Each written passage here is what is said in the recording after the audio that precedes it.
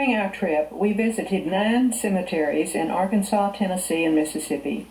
We met co-descendants at 5 of these cemeteries and presented a short program with a first-person history delivered in period costume.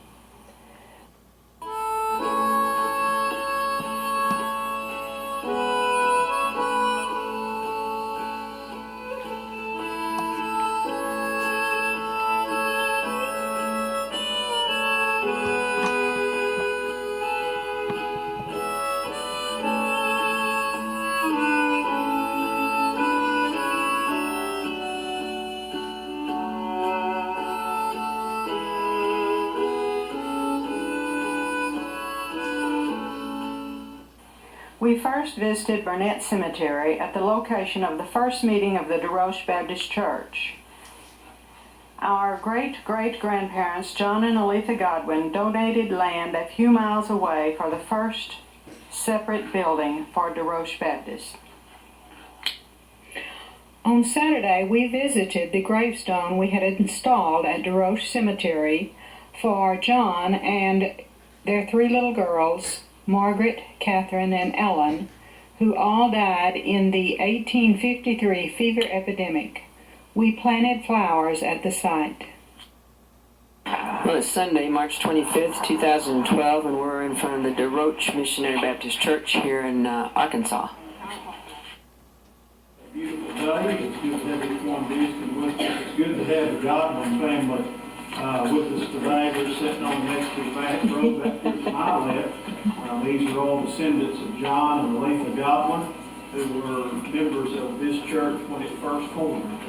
And so they come today. There's a 2 o'clock service over in the cemetery today. You see the tent that Welch Funeral Home has set up, complimentary there, kind of keep the sun off a little bit today. And there's going to be a monument placed there today in memory of the Godwin family and also the land that was donated across the road where the church originally sat. Farisa begins our presentation by explaining that 5 of the 9 children of Enoch and Niley Godwin are represented in our Godwin Gravestone project. We have Peggy, who is the daughter of China Godwin, the second daughter of Nolly and Enoch Godwin. And then I am Farisa Smith, and my mother was Ruth Gabriel, and she was the 4th child of Enoch and Nolly.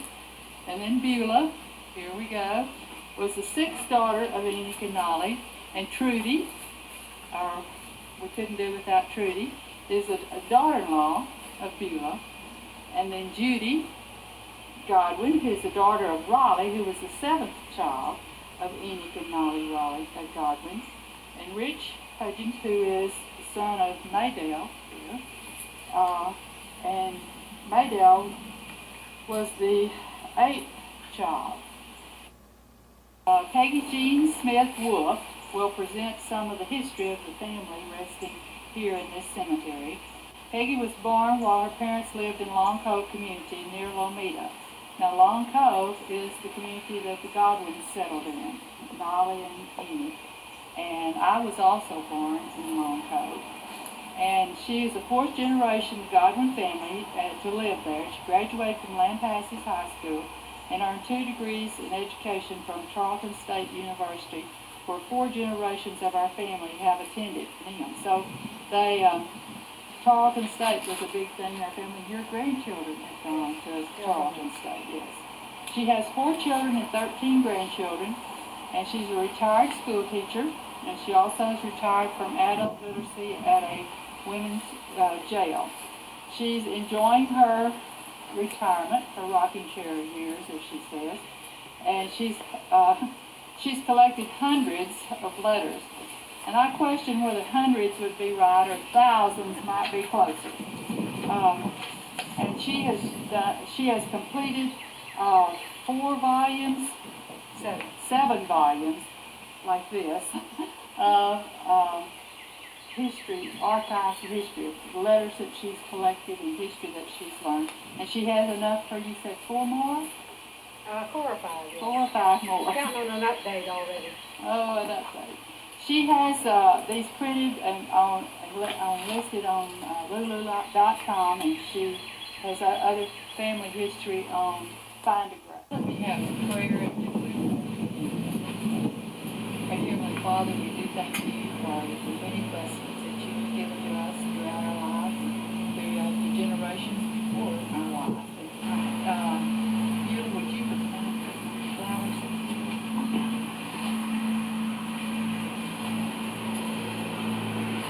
So today, Peggy is going to be Aletha Spencer Godwin Kane.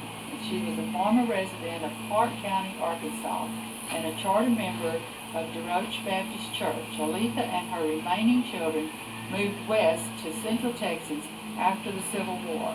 Her picture is on the back of Peggy's script, and you'll see it when she stands up. Greetings, folks. I'm the spirit of Aletha Spencer Godwin, great-great-grandmother of these young Texans here. Their Aunt Bueller and their parents, my great-great-grandchildren, called me Grandma Kane. That's because of me marrying that Yankee carpetbagger, J.D. Kane. But I mustn't get ahead of the story. I'm the widow of John, buried here, and the mother of these three precious little girls.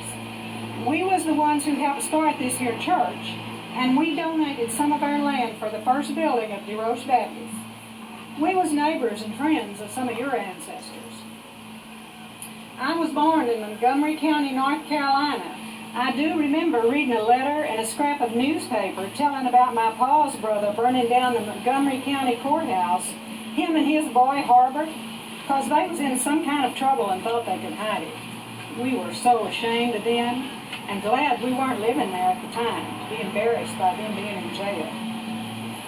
We lived near my cousins there, but then we left.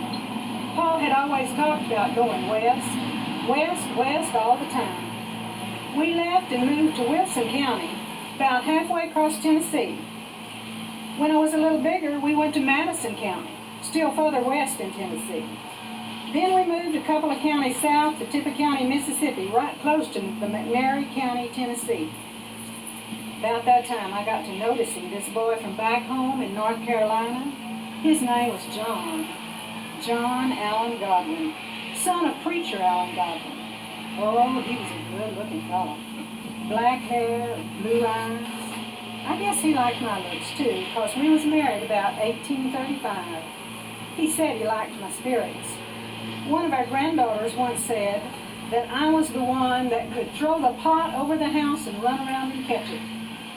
She said I could dance the soles off of my shoes in one night, and that I wore a size 3 shoe. I was a little dumb. Just about 100 pounds on the cotton scale in the barn, and less than 5 feet tall. But size didn't keep me from having babies, 10 of them in all. We started out living near John's Pa until about 1846 when we moved here to Clark County, Arkansas, right on the county line at a place called Cedar. The land we bought was wild land with lots of timber, pine, oak, cottonwood, and willow. Why, it was so wild then that I had to keep a fire going in the fireplace all night long to keep the wild animals from coming down the chimney. John and the boys cleared the land, and we raised cotton. Several of my brothers brung their families here too, so we weren't lonesome. My brothers was named Spencer, of course. There was Levi and Ann, Hiram Spencer and Carolee Spencer, and then William Spencer all joined this here church. The next year, we helped start this church near Squire Obadiah's Burnett's on the Murfreesboro Road. We met at the Burnett Schoolhouse at first. We decided to call it DeRoche United Baptist Church of Christ then. Me and John was the ones gave the land for the first building of this DeRoche Baptist. Oh, we worked for the Lord at this church. Me and Martha Kane Hardage and other wives, including my sister-in-laws, was always cooking for dinners on the ground, and John was always going to them association meetings with our preacher, William Hardage, and others. Oh, all of our girls married here in Arkansas before moving to Texas. Their husbands was named Holcomb, Long, Keys, and Perry. So if you're a descendant of any of those, you may be a relative of ours. though they all left for Texas and their children grew up there. We was happy enough until about 1853, when there was a terrible outbreak of sickness at this place. All the neighbors had the fever, and there were so many sick and died that there were hardly enough well folks to take care of the sick. We stopped having church meetings for months because everybody was so sick and feared of getting sick from others. There was lots of buryings then. My John and 3 little girls died in that fever epidemic here that year, and I never got to mark any of their graves. But the Lord had a blessing in store for me. I was carrying again, and I had me a new baby boy, John Allen Godwin Jr. He was born 3 months after his pa died, and I give him the same name. We called him J.A. After John died, I kept on farming with the help of the older boys, who was most grown, being 14 and 15. We managed for about 8 years, and then I decided to marry J.D. Kane, a relative of my good friend and preacher's wife, Martha Kane Hardage. But I was so disappointed in this Yankee carpetbagger. Why, just about a year after we was hitched, he joined the Union Army and went off and died in some Army hospital. And I was worried about my 2 older boys, but proud of them too. They had married by then, and I was a grandma, and both my older boys signed up for the glorious Confederate cause. But both died of disease before the war was over. One died from going in swimming too soon after having the measles. Oh, if he'd have been home with me, I never would have let him go swimming so soon. One of these boys married Mary Diffie, and one married Mary Thornton. So yes, some of you may be related to us if you're descendants of Godwins, Diffies, Thorntons, or Spencers. Oh, that Civil War was an awful time. Everybody so hungry and all the neighbors fighting and killing each other. Seems like Arkansas just couldn't decide which side was going to win. The Union officers was told to try to get along with the people so we'd be on their side. And I've got a story that says they did try. 2 of our horses was confiscated by the Union Army. Well, I just up and took my children to that Union Army camp and told that man that I was a woman alone with these children to raise, and we needed the horses to make a living. That Union officer was a gentleman, I reckon. He told me we could have the horses if we could find them. So I sent my last son into that horse corral, and he brought them out. J.A. was about 11 by then. Before that war was over, we wanted to get out of here. The older girls was married by then, and we all moved to Texas after the war.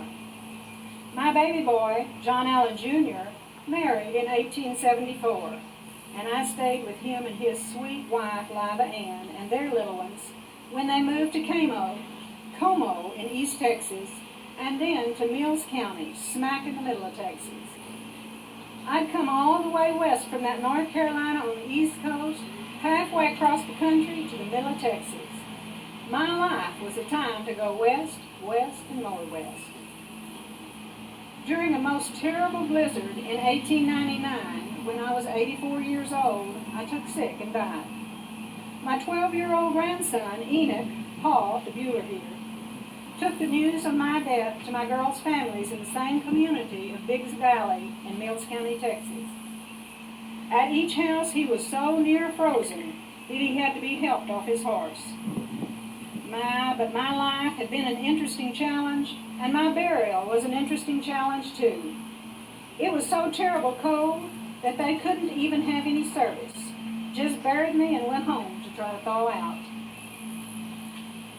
Well, now, during my lifetime, I wrote some letters, and I got some letters, too. My family was a great one for saving letters, and Peggy here, she's around here somewhere, has collected all those letters she could and is publishing them. Surely is good to get to come here and see where my family used to live and all the folks living here now. Maybe we'll meet again someday.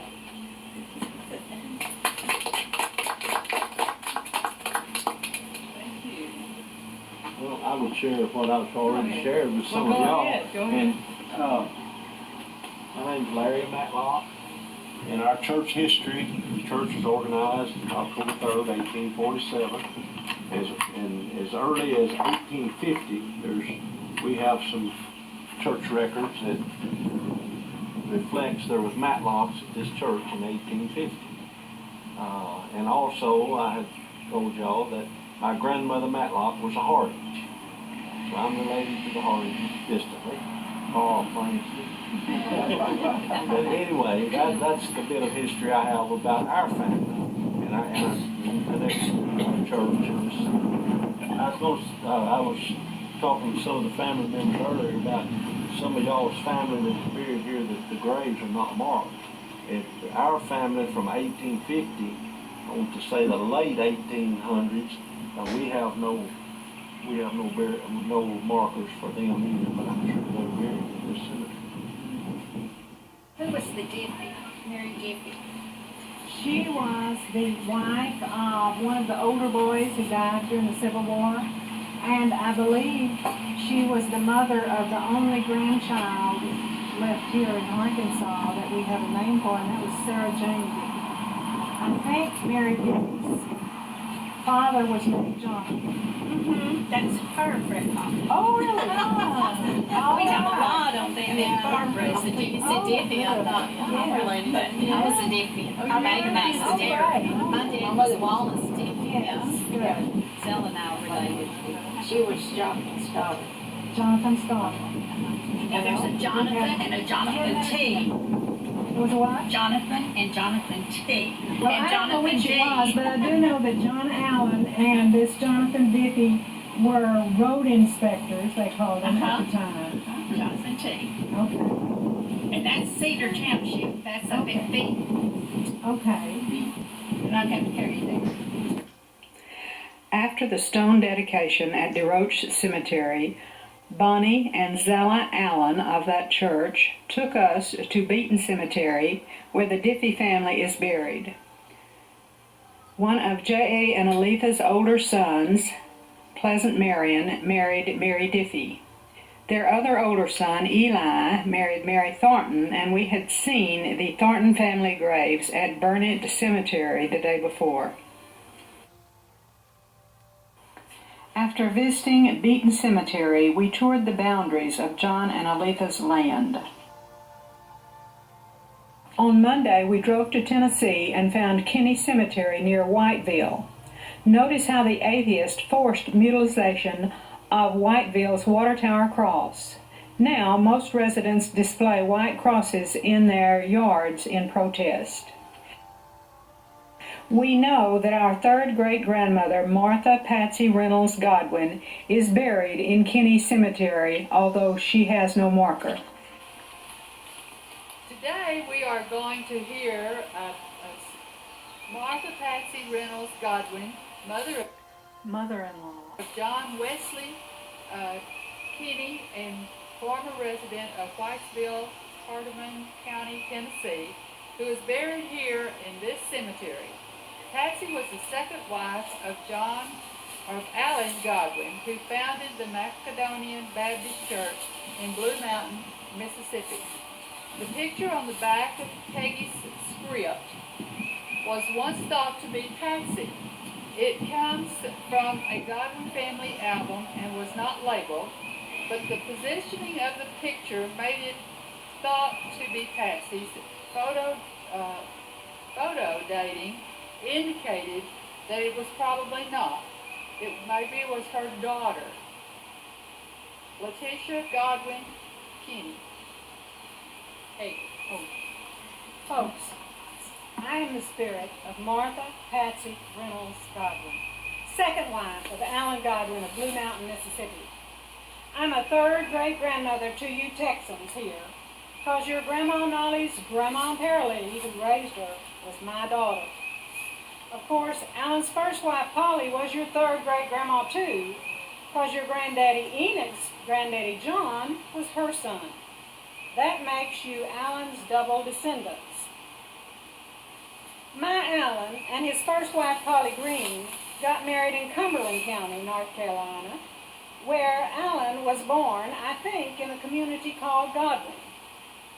And after Polly died, he was back home visiting and maybe doing a little land trading business there in North Carolina when I got acquainted with him. He was a dark-haired, still handsome man, even though he was near middle-aged, and had some children. But it didn't take me long to decide that a Baptist preacher who had lots of land all around the West was just the ticket for me, even though I was still a teenager. I was so proud. So we were married near my home in Montgomery County, North Carolina, and then traveled back to Alan's home in Children. His first two little girls had died young, or maybe it was 3, but he had 2 boys and a girl left. They were aged 7 to 4, and of course I knew I would have to finish raising them. From the number of times we moved before we came to Tippah County, and the number of land transactions Alan made, you can tell that my Alan was a successful dealer in land and a farmer. We finally settled near Blue Mountain, Mississippi. I thought that was such a beautiful, dreamy name, and I was eager to settle down in the western frontier and become a preacher's wife. There was lots of hard work, but I had slaves to take care of most of that for me. We had 9 children of our own. 2 of the boys crippled like Polly's Calvin was. I don't know why God punished us in that way, but we just have to accept His will. The boys did the best they could. We called our boys twin names: Levi, Eli, Jake, Ake, Elisha, and Elijah. 2 of our boys, Jake and Lige, and a daughter, Paralee, married and moved on west to Texas.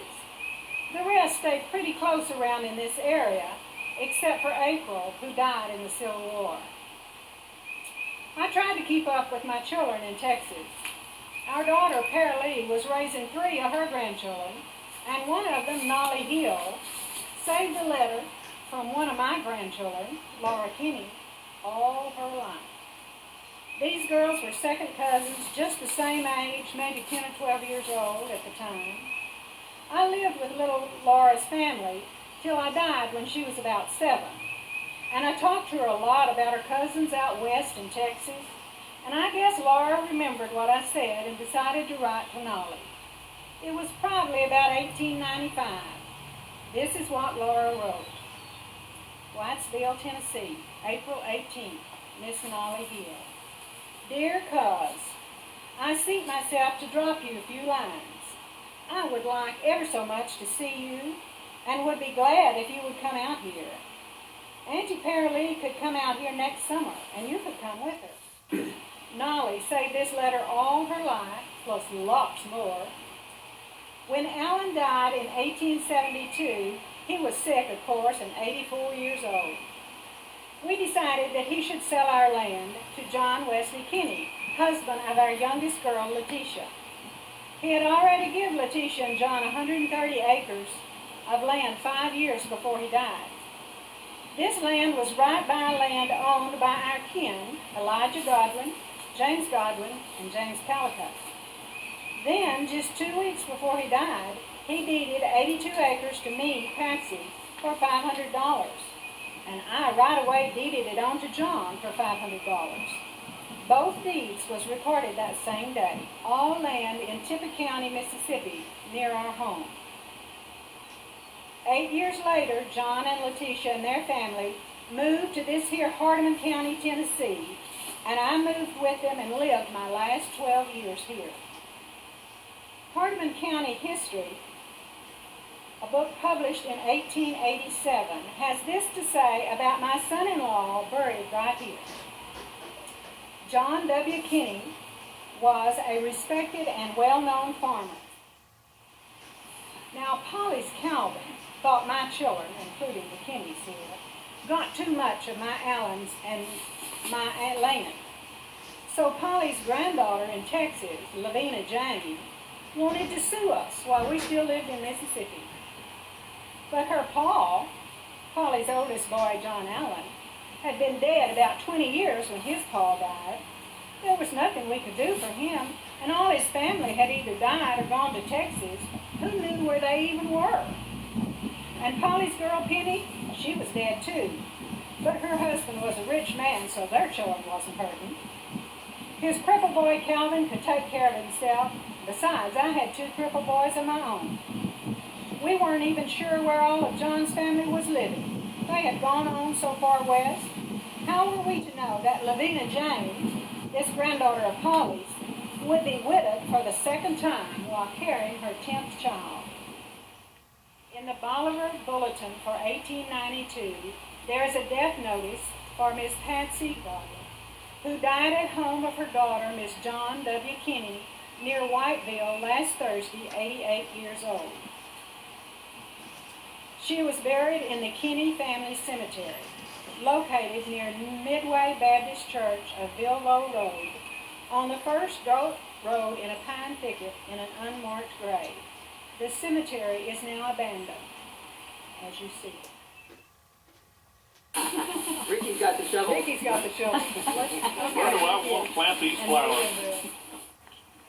After our morning at Kinney Cemetery, we had a picnic lunch at Whiteville, Tennessee, and drove to our second place of lodging, Chickasaw State Park.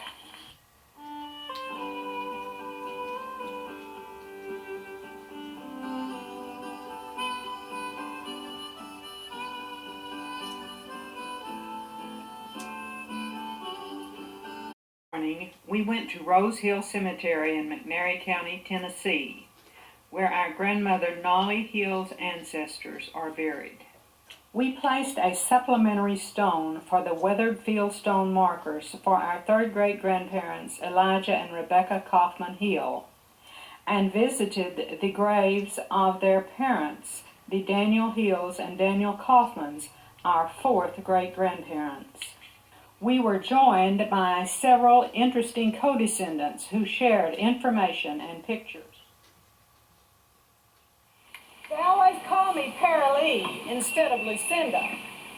I'm some kind of a great-grandaunt to some of you, and maybe an ancestor's neighbor to the rest, I reckon. I'm the second great-grandma of these Texas cousins here. I raised Bueller's ma, Nolly, because her ma, Kitty Bell Bishop Hill, had died when Nolly was just a little thing, about 4 years old. I raised her 2 baby brothers, too. I had 9 kids of my own, and their pa was one of the older ones. I took his kids and raised them right alongside my own younger boys there in Central Texas. And all around here in this graveyard are Hill kinfolks and Kaufman kinfolks.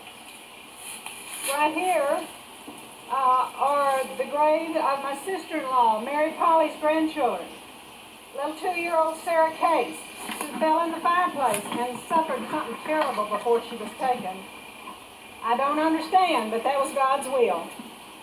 And her brother, Elijah Case, who ran away from home because his pa was so hard on him and got pneumonia and was coming home so his mom could take care of him. And he saw his pa pick up a stick for him, and then he just turned around and left again. Before he got across the field there by the house, he just died rather than take another beating from his pa. Lots of these folks buried here in Rose Hill Cemetery are my in-laws, family of my husband, James A. Hill. Over there are his grandpa and grandma, Daniel and Eleanor Notting Hill. They was one of the first families who settled in this here place. Grandpa Daniel fought the wild Cherokee Indians, and he fought in the Revolutionary War for the Swamp Fox. We know lots of things about Jim's old granddaddy Daniel from his pension papers and his will.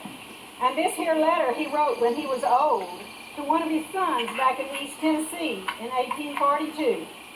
Here's just a little part of that letter. It was a long one. My dear son Massey, it has been a long time since I've had the opportunity of sending a few lines to you. This may inform you that I am still preserved in good health and have been blessed with my senses, but which difficulty I have lost one of my eyes and could see but dimly out of the other. I know not for what purpose the Lord has preserved me in time. And then old Daniel copied lots of lines of good God-fearing poems and scriptures, and he urged his children to live right and honor God.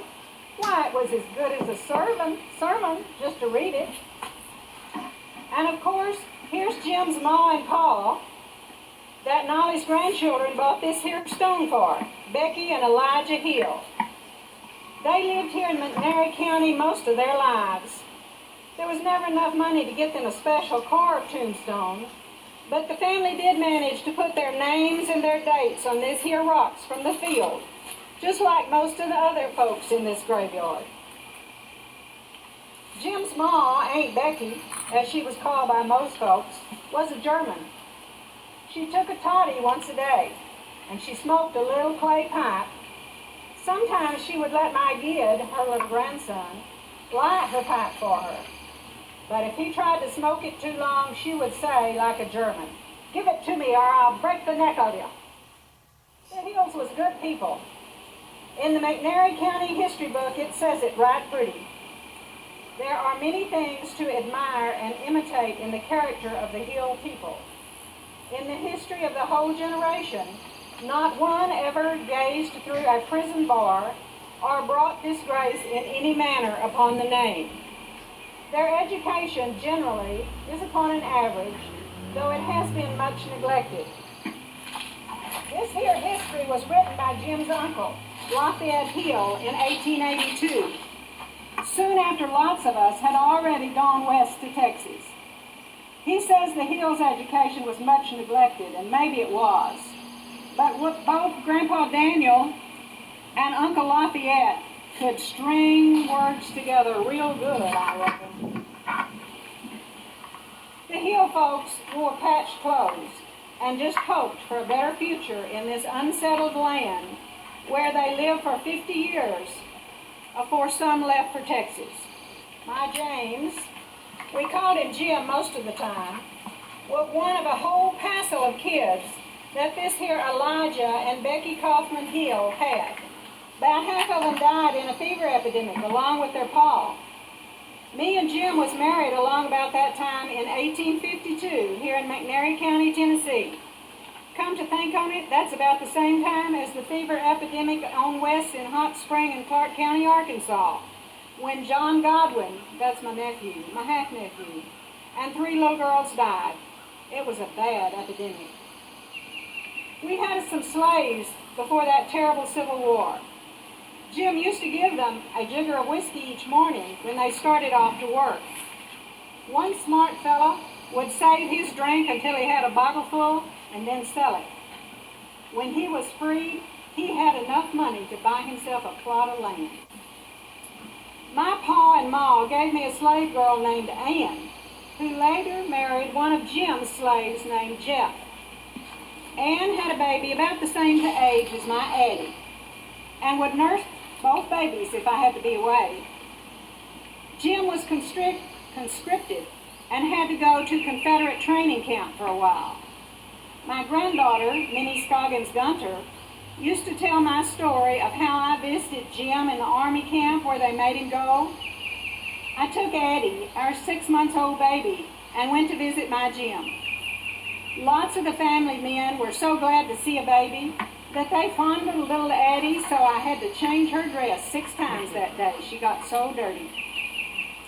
I tried to get the officers to let my Jim go so he could care for his family of 4 small children. But my pleas was refused, and I went home disappointed. But somehow, Jim arrived home the same night that me and the baby did. When the slaves heard that they was free, they went from farm to farm, gathering up their friends.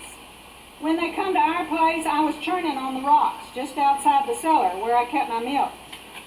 I always cared for the milk and butter myself. When the negroes swarmed all over the place, they saw that there churn of buttermilk and began to dip in and help themselves. I was mad, but too scared to tell them no.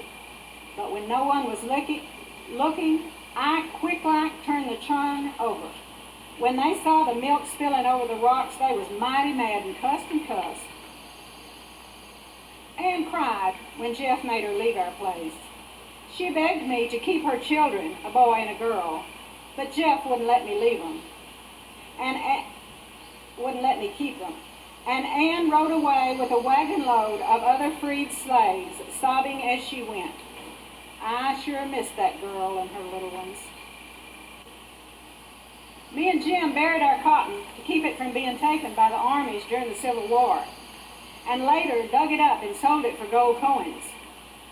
I put this gold in a crock container and covered it with used cooking grease, which looked innocent enough near the stove. It was this money that we eventually used to come to Texas. We went west to Texas about 1879 to Comanche County with a lot of folk from this part of the country. Like I said, I raised Bueller's Ma there. Nolly, she helped me work a lot with the housework because my older girls was gone and married, and the younger boys still took lots of work to take care of. I was sick a lot with my lungs, and I died just a few months after Nolly eloped with her second cousin, Enid Godwin. My last words to my granddaughter Nolly was written in a letter just 2 days before my death. I told her, "Nolly, I can't write much this morning. You and Enid do the best you can, for this is a hard life. But we must be content with our lot, and serve God the best we can. No news. You both come when you can. Love to you both, and write soon to your old mother, L.P. Hill." I was actually her grandmother. I had wrote her some pretty harsh letters before this last one. Seems like I could just tell that it wouldn't last much longer, and I wanted to tell her that I forgive her for running off to get married without telling us, and I hoped she could forgive me for the way I'd done. Thank you. I remember my grandmother when I was a little boy. She and her cousins, they were all double first cousins. That carried over into the next generation. They liked to marry brothers and sisters. And as Victoria said, inbred. But my grandmother, they used to say, Aunt Becky, they would laugh about Aunt Becky Hill. She lived 5 miles from a railroad and lived to be 104 years old and never saw a train. They thought that was the funniest thing in the world. So they'd been told that. I don't know who told them. I'm sure their parents or whatever. And also, one other thing I'm trying to do is to locate and at least write down the names of people I know are buried here that have either no tombstone, or the tombstone has been removed, or there's no etching on it. I know some of my family is here. And regrettably, I never started looking into my family tree on the hillside until after my grandfather had passed away, and my grandmother said, "Oh, I wish you'd talk to him. He knew who was buried so and so and so." Yes. Well, that information. John Cannon is the oldest child of Abraham and Martha. That he was a twin, Eleanor Hill. Nearby was the original log cabin of Daniel and Eleanor Hill. To put time in perspective, Dan Hill served with the Swamp Fox General Francis Marion in the Revolutionary War. Tuesday afternoon, we visited the Bishop Cox Cemetery near Bolivar, Tennessee. Our enthusiastic contact, Nathan Bishop, had gotten many co-descendants to attend. They had cleaned the cemetery and improved the fence in honor of our visit. And I'm glad all y'all did what I am too. We came a long way, but there's more of y'all, and that's wonderful. It is. We want to have a time of prayer, and now I'm going to turn this dedication service over to you, okay? Let's pray together. Now, bless us. We're here to share in the dedication of these stones for our ancestors, and we're so glad that all of y'all have come to join us. And to Nathan, we'd like to give the trees. Well, thank you so much. So today, Peggy is going to be Mary Jane Cox Bishop. On the back of Peggy's script are the pictures of 4 of Mary Jane's daughters and 2 granddaughters, since we have no pictures of Mary Jane herself.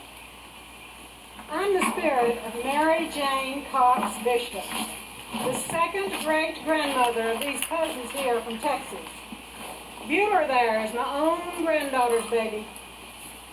To the rest of you, I'm some kind of great-grandaunt or the neighbor of some of your ancestors, I reckon. Eli Cox there. No, that's Bishop. Eli Cox there is my father. And over there is my father-in-law, Asa Bishop. I married his boy, Alvin Bishop, in 1841 here in Hardeman County. 3 of us Cox kids married 3 of the Bishop kids. You might say the 2 families was close neighbors. Everybody in this graveyard is kin to me, and to you too, I reckon. My ma, Sarah Brown Cox, died when I was about 10, and I had to take care of the 4 littler ones. Of course, we had a big family of slaves to help too. Soon, my pa married virtuous Clarissa Grant, and she had 3 more little boys. There was always somebody to play with and lots of work to keep us out of trouble. Alvin's grandpa, his ma's pa, Edward Stevens, wrote them some letters from back in North Carolina, and the family still has those letters. Like I said, we was married in 1841. That was here in Hardeman County, and we had all 9 of our children here too. Our second little gal child died when she was only 5. That's little Sarah Ann's grave right over there. Oh, it was hard to let the Lord have my sweet little Sarah, but that was his will, and we just had to accept it. During the Civil War, when the men were away in service of the glorious Confederacy, Grandpa Asa passed away and was buried in this here cemetery. Me and his other daughter-in-law, Louisa Grantham Bishop, with the help of some faithful slaves and neighbor women, dug the grave and buried him right here. Another one of my girls we had to leave in this here graveyard too, my lovely Tinny. I named her Tennessee, but we all called her Tinny. She and Jim Collier married in 1875, and they had one sweet babe, little Celia Collier. That Jim, he was a cutter, always funning around. One day when baby Celia was small, Tinny sent Grandmother Collier a clipping of the baby's hair. Jim exchanged some mohair for the baby's hair before he mailed the letter. When Miss Collier saw the hair, she was terribly upset for fear the baby was not normal. But Jim changed when he lost his wife and his baby in Texas. It was years and years before he remarried. Soon after my Tinny died, a whole passel of folks from this area here in Hardeman and McNairy County and Tippah County down in Mississippi too, they just up and moved to Texas. Just loaded up our wagons with all they could carry and left our dead in this graveyard and went west. Always going west. Alvin's brother, David, and his wife, Louisa, stayed here in Hardeman County and raised a passel of kids. Still plenty of bishops running around here, I reckon. We took Tinny's baby girl with us. Well, Jim's folks, the Colliers, had her, but we all shared her. She was such a sweet, laughing baby girl. And we made it to Comanche County, Texas in 1879. Oh, we was glad to get there. So much hardship along the way, what with crossing rivers and pulling through the mud and runaway livestock and all the other troubles that come with traveling. But we all helped each other, and there was pretty days too, and fun and singing in the evenings. But no sooner had we got settled good in our new places in Texas than little Celia took sick. This is what I wrote to my oldest girl, Mandy Simpson, about the death of our little, not quite 3-year-old. Our little Celia is gone to heaven. She said she was going to stay with her mama. Miss Collier says, "No, baby, you can stay with me." It seemed to fret her. She said, "No, I'm going to stay with my mama." This she talked before she was taken down during sickness. Here we were, needing a cemetery in Texas, since we had left this one here. We buried little Celia in Newburgh Cemetery there in wild Comanche County. When her grandpa Alvin and I died years later, we was buried on each side of her little grave there. All our other children went to Texas with us and raised their families there. Well, I moved here about 9 years ago we built this house. I had no clue Bishop Cemetery was here. My husband brought me out here and said, this is a Bishop Cemetery. And I'm going, you're kidding. I'm living by my ancestor. Anyway, we come out here and looked at it, and I went around, and it was so, it doesn't look like it does right now. It's gorgeous now. Appreciate it. Let me remind everybody, as far as we know and being able to document with proof is that the bishops came from Surry County, Virginia. Did they? And then they went from Surry County, Virginia to Johnston County, North Carolina. And Johnston County, North Carolina borders the Neuse River, N-E-U-S-E. And the Coxes had a mill on the Neuse River. The others came across 40. Well, I was interested to find out about the Coxes because I didn't know that. And my husband's grandmother was a Cox. And my grandfather a bishop, and they were kind of in this area, right? So. And maybe you know a Cox male with the name Cox, direct descendant, who'd be willing to do DNA testing for us. For real, yeah. There's a Cox family there in Lancaster, Texas, that has a really interesting Mustang hunting from the 1750s history, and I would like to get to know if the two Cox families are related. So, I had talked to Jim Stevens. You mentioned the Stevens. He's a descendant of the Stevens, and they had planned to be here today, but they didn't make it. But the mayor of Bolivar is his brother, the Stevens. Really? Yes. I think that's all. Would you call on someone to? All right, we'll do that. We were laughing a while ago about, there's been a number of ministers, teachers. Ministers and teachers. A lot of them Bishop are, bishops. A lot of them are Methodists, weren't they? And Methodists. My yes. grandfather was a Methodist priest. We have three,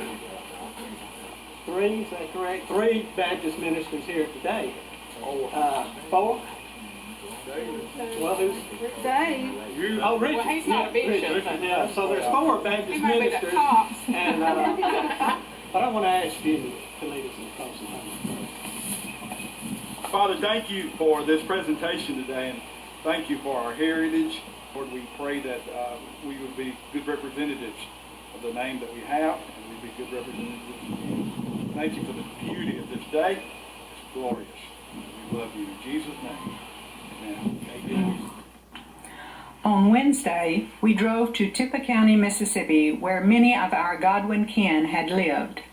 We would visit 2 memorial markers for our 3rd great-grandfather, Alan Godwin. Co-descendant Dr. Joe Godwin Martin invited us into his home for coffee and to share the research of his sister, Mildred Martin, who had corresponded with our Aunt Ruth Gadberry while she wrote her book, Godwin Hill and Related Families. Dr. Martin also arranged and paid for our lunch in Ripley, where we were joined by several others.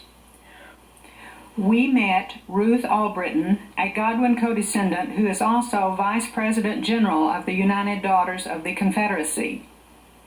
We met Jerry Owen, President of the Tippah County Historical Society, his wife Pat, and Lawrence Catfish Lowry, descendant of the 3rd pastor of the Macedonia Deantown Baptist Church, founded by Alan Godwin, who was its first pastor, serving for 19 years. These 2 men had found and repaired Alan Godwin's original gravestone. After lunch, we went to Blue Mountain Cemetery, and there in the Godwin section, we unexpectedly met a brother and sister, David Hill and Kim Hill Waller, who were descendants of our J.A. Godwin Jr.'s sister, Penny Godwin Calicut. This was totally unexpected and an amazing surprise. They joined us for the rest of our tour. In this Godwin section of Blue Mountain, Aunt Ruth Gadberry had erected a second marker for our ancestor Alan Godwin. Before we left the Blue Mountain Cemetery, Catfish showed us the site of the Godwin home place across the road from the cemetery. He had learned about it from his grandmother, who was a Godwin. Allen was buried in his own family cemetery on his own place, but this once large cemetery was destroyed by timber operations by a subsequent owner. A different timber company now owns the land and has been cooperative with the Historical Society as they hunt for lost graves. Our Heavenly Father, we're mindful as we enjoy this fellowship together that you've blessed us in our time and our country beyond that of many people in this world. Cautioned us in your prophets for us not to remove the ancient landmarks. I'll turn it over to Polly. This is Polly Green Godwin, first wife of Allen Godwin, founder and pastor of the Macedonian Baptist Church here in Blue Mountain. Polly died when her children were young, sometime before Allen set up residence in Mississippi. She is buried in Georgia. Folks, I'm the spirit of Polly Green Godwin, first wife of Allen Godwin of Blue Mountain, Mississippi. I'm a third great-grandmother to these here Texas cousins, 'cause their Grandpa Enoch's granddaddy was my son. Of course, Allen's second wife, Patsy, was their third great-grandma too, 'cause their Grandma Nolly's grandma, who raised her, was her daughter. That makes all of them Allen's double descendants. And Bueller is our second great-granddaughter. I guess I'm some kind of great-grand-aunt to the rest of you, or maybe just neighbors to your ancestors, I reckon. Me and my Allen was both native North Carolinians.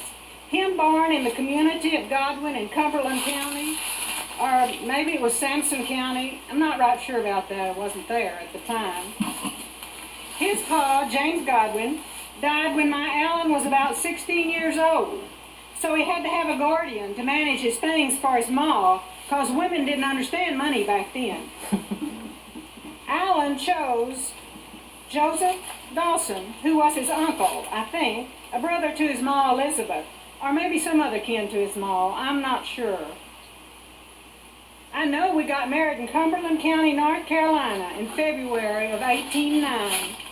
We had several little girls when we was young, but they died when they was just little babies. We moved around a lot, and maybe that was hard on them. Our children who grew up was John Allen, who moved to Arkansas and started a church out there before his family moved on to Texas. Penny, who stayed in Tippah County, Mississippi, and married James Callicut. They amassed a tidy fortune before the Civil War ruined everything. And then there was our crippled boy, Calvin, who sometimes stayed with his half-sister, Lucinda Paralee Hill, before they left for Texas in 1879. He and his wife didn't go because he was 61 years old when they left, and the trip would have been hard on him since he was a cripple. He and his wife then lived near my Penny's boy, Bird Callicut, here in Ripley, Mississippi. My children was just young'uns when I died. John was 3, Penny was 5, and little Calvin only 2 or 3. I know my Allen needed a wife, but I think he needed a woman, not a girl. He went back to North Carolina and married a girl about half his age. He and this Patsy had a whole passel of children, and 1 or 2 of her sons was crippled too, and she was left a widow for 20 years and had to live with her daughter. My kids thought Patsy's kids got more of Allen's inheritance than they did. Letitia Francis and her husband, John Wesley Kinney, who Patsy lived with, wound up with lots of Allen's land. My granddaughter in Texas, Lavina Jane, was trying to sue her Grandpa Allen's estate for something to raise her children on. Jane's pa, who was my oldest boy, John Allen, had already been dead about 20 years when his pa, my Allen here, died. In 1853, John Allen Godwin and his 3 little girls died with a fever when his wife, Aletha, was carrying her 10th child. And now, Lavina Jane, this daughter who'd already lost 1 husband in the Civil War, was widowed for the 2nd time while carrying her 10th child. All my John's family had either died or left Arkansas and gone to Texas. That Civil War left us all in such a mess. 5 of Allen's boys and at least 2 grandsons served in the Southern Army.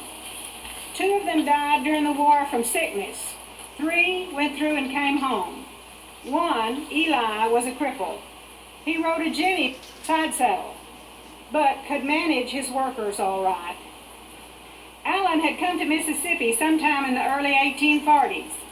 Allen bought his first land in Tippah County from Hiram C. Spencer, whose sister Aletha married our John. Allen always moved a lot before he came to Tippah County, and he bought and sold lots of land. He was a farmer and a preacher. He and Patsy had at least 12 slaves. Allen did so well, he could pay cash for all the land he bought. At one time, he owned near 2 sections of land in the southwest part of this here Tippah County. Allen was a Baptist preacher. He was the first preacher of the Macedonia Baptist Church here, and he was the first moderator of the Tippah Benton Baptist Association. We was a family dedicated to the spread of the gospel. Allen died in 1872 without a will. He was buried in the Godwin Family Cemetery, which was located on land that he owned. This land was later sold to a pulpwood company. Allen's marker and one other marker were the only markers standing about 1980. It was a fairly large cemetery at one time. Allen and Patsy's great-granddaughter, Joella Martin, remembered the times her family and other families would carry lunch and go spend the day cleaning off that cemetery. And now there's only one broken gravestone left, my Allen's. Notice the break pattern on Allen Godwin's original tombstone. It appears to have been run over by a dual-wheeled truck. But Lawrence Catfish Lowry, a descendant of the 3rd pastor of Allen's church, has hunted up that stone and patched it together so good. I'm just right proud of him for doing that, and I know Allen would be so pleased too. After those logging trucks destroyed the Godwin Family Cemetery on what used to be our land here, Ruth Godwin Gadberry from Texas had a nice stone made for us and put up in the Blue Mountain Cemetery, even though neither of us wives is buried there. And some of our descendants have met up on this newfangled thing called a computer, and some of them have met because of that stuff they call DNA that they've learned about these last few years. And here they are to give us honor in spite of all the troubles this family has had. I'm sure proud of our families and that computer web thing that's brought all our people together, even though I never will understand it at all. Thank you. As a fitting finale to our trip, we were able to tour the Macedonia Baptist Church established by our ancestor, Allen Godwin. When we parked in front of the church, 2 different members stopped by to see why we were there and graciously opened the doors for us. It was gratifying to see that both churches founded by our Godwin ancestors were strong and healthy and looking forward to the future.